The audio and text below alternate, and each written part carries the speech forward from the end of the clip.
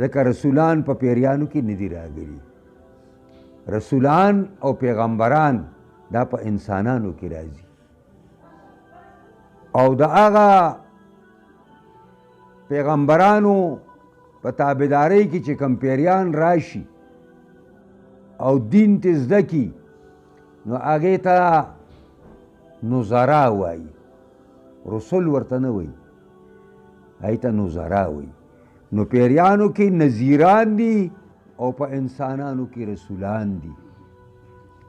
او دا دغسې قرآن کې دا الفاظ شته دی چې الله وایي موږ راوباسو د دې خوږ سمندر او تریخ سمندر نه ملغلرې او لالونه، حالانکې پیښه دا ده چې دا لالونه او ملغلرې په تریخ سمندر کې دا په خوږ کې نه وي.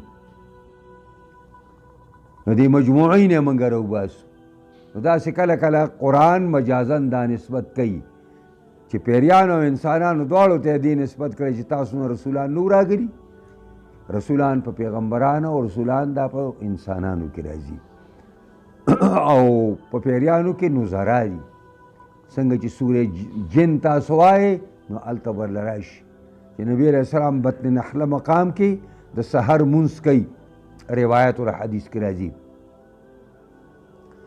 او قرآن وایي پیریان د نصیبین د علاقې چې کوم پیریان مقرر شوي د دې دپاره چې ګرځي په دنیا کې په اسمانونو کې څوکۍ سخته شوې ده چې ځمکه کې څه نوی کار الله کوي. نو دوی په دغه علاقه باندې رالل او بطن نخله مقام کې د سهار ټیم دی، پیغمبر خو ته نه خبر نه دی، خو هغې قرآن واورېده او بس بیا لاړل. قالو انا سمعنا قرآنا یهدي للتي هي څنګه عجبا.